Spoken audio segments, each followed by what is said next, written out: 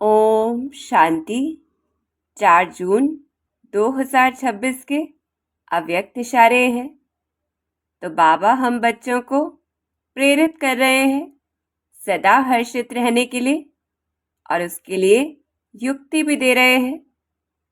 तो सदा हर्षित रहने वालों का यादगार विष्णु के रूप में दिखाया गया है।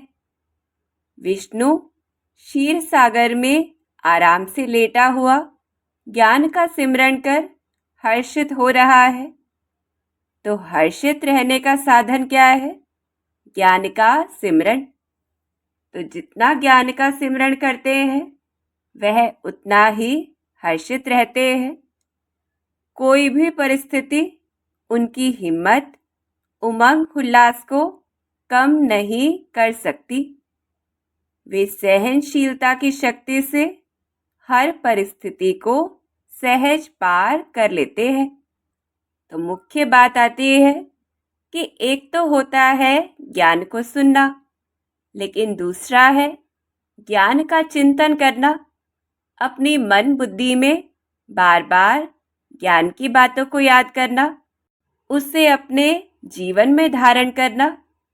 तो जितना अंदर में ज्ञान रमण करता रहेगा कि मैं कौन हूँ, कितनी श्रेष्ठ आत्मा हूँ, स्वयं परमात्मा की संतान हूँ, मैं तो कल्प कल्प की विजयी हूँ, और यह तो बेहद का अविनाशी नाटक चल रहा है जिसका हर सीन कल्याणकारी है। तो ऐसे जितना अंदर में परमात्मा ज्ञान टपकता रहेगा, हम हल्के रहेंगे, व्यर्थ से परे रहेंगे, मन और बुद्धि शक्तिशाली बनती जाएगी। फिर परिस्थिति चाहे जो भी हो, हम अंदर से सदा हर्षित रहेंगे, क्योंकि सारा खेल हमारी सोच के ऊपर ही है, अंदर की समझ के ऊपर है, जिसके आधार से साधारण जीवन होते हुए भी हम प्रसन्न रह सकते हैं, और दूसरा व्यक्ति सब सुख सुविधाएं प्राप्त होते हुए भी छोटी छोटी बातों में विचलित हो सकता है। फिर दूसरी बात आती है कि जितना अंदर में परमात्मा ज्ञान हमारे हर संकल्प में होगा, उतना स्वयं में हिम्मत, उमंग, उत्साह वह बढ़ता जाएगा।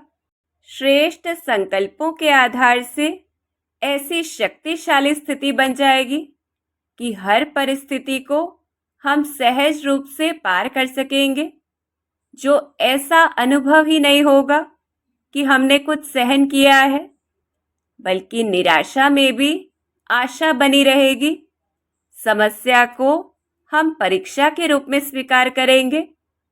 उदाहरण के तौर पर, यदि कोई हमारा अपमान करता है, लेकिन उस समय हमें ज्ञान बुद्धि में है कि यह तो नाटक का सिर्फ दृश्य है, और मेरा हिसाब किताब उस आत्मा से था जो चुप तो हो गया। तो एक तो हम उस समय तुरंत रिएक्ट नहीं करेंगे जब ऐसे ज्ञान बुद्धि में होगा। दूसरा, अंदर में स्थिति शांत व स्थिर रहेगी, हम हलचल में नहीं आएंगे। तो इसी का यादगार भक्ति में विष्णु के रूप में दिखाया है, जो क्षीर सागर में आराम से लेटा हुआ है। अर्थात परिस्थितियां तो जीवन में है ही, लेकिन अंदर में संतुलन, शांति और प्रसन्नता इतनी है कि परिस्थितियां आने पर भी कोई चिंता का, घबराहट का अनुभव नहीं है, बल्कि मन, बुद्धि वह स्थिर है।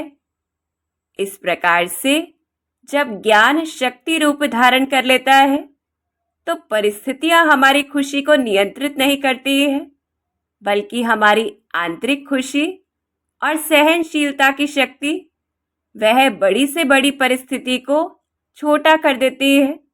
तो अब हमें सारे दिन में खुद को चेक करना है कि हमारे मन बुद्धि में कितने परसेंटेज में ज्ञान की बातें रहती है। और अगर हम कहें कि हमारे अंदर तो ज्ञान ही चलता रहता है, तो इसको जांचने की युक्ति क्या है कि परिस्थिति आने पर हमारी स्थिति कैसी रहती है। छोटी छोटी चीज़ों में हमें देखना है कि अगर स्थिति हलचल में आ जाती है तो मन बुद्धि को ज्ञान से शुद्ध करने की ज़रूरत है और फिर सारे दिन में मन बुद्धि का टाइम टेबल बनाकर कुछ ना कुछ अभ्यास के द्वारा हमें स्वयं को समर्थ शक्तिशाली संकल्पों में बिजी करना है, जिससे स्वतः ही धीरे धीरे मन बुद्धि शक्तिशाली बनती जाएगी। अच्छा, ओम शांति।